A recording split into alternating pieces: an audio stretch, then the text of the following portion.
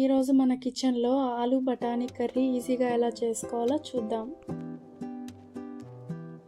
ముందుగా ప్యాన్లో 2 table spoon oil వేసుకొని పోపు దినుసులు, పచ్చిమిర్చి, కరివేపాకు వేసుకొని ఫ్రై చేయాలి.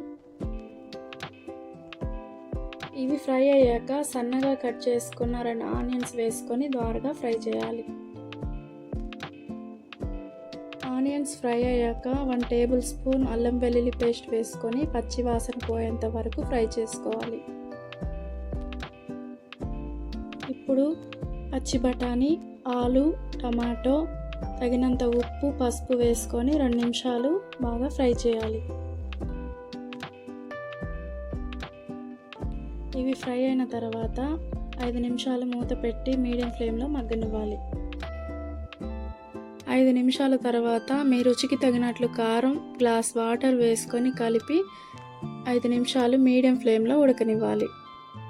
ఉడికిన తర్వాత 2 టేబుల్ స్పూన్ ధనియాల పొడి, కొత్తిమీర వేసుకొని 2 నిమిషాలు కలిపి స్టవ్ ఆఫ్ చేస్తే ఆలు బఠానీ కర్రీ రెడీ. ఈ ఆలు బఠానీ కర్రీ రైస్లోకైనా సరే, చపాతీలోకైనా సరే చాలా రుచిగా ఉంటుంది.